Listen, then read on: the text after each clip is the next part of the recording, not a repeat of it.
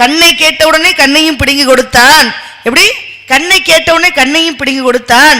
தன் குழந்தைக்கு பால் கொடுத்தால் தன்னுடைய மனைவி என்ற பொழுது தன் மனைவியினுடைய மாவையும் மறுத்தறிந்தான். ஏன்? சிவபெருமானுக்காக வைத்திருந்த அரிசியை உண்டு அதன் மூலமாக பால் ஊற வைத்து தன்னுடைய குழந்தைக்கு பாலை கொடுத்ததுனால தன் மனைவியுடைய மாறையும் மறுத்தான். யாரு? கோப்புளி நாயனார் என சொல்லக்கூடிய நாயனாராக இடம்பெற்றான்.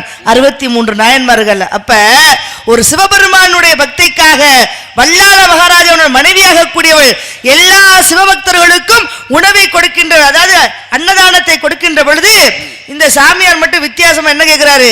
எனக்கு பெண் வேணும்னு கேட்கிறாரு. அப்ப சிவனடியார் கேட்டு மறுக்க கூடாது என்பதனால பெண்களை விலைமாதுகளை தேடி போகின்ற வேளையில எந்த வீட்லயும் விலைமாது இல்ல. ஏன்னா எல்லா விலைமாது கிட்டயுமே இங்க ஆட்களை அனுப்பிட்டு இங்க சோதிப்பதற்காக வந்திருக்காரு. சிவபெருமான் சிவனடியாராக வந்திருக்கிறார். அப்பதான் பார்த்தாங்க யாரு? வல்லாள மகாராஜாவுடைய மனைவி, இரண்டாவது மனைவியாக கூடியவள் என்ன சொல்றா?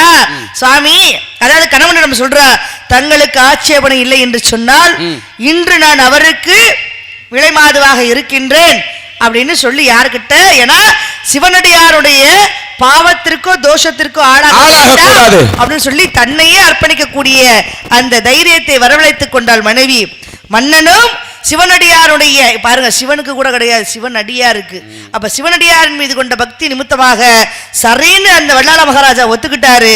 இந்த பெண்ணும் பூட்டி அறைக்குள் செல்ல போய் பார்க்கிறாள். அங்கு இருந்தது அங்க யாரு?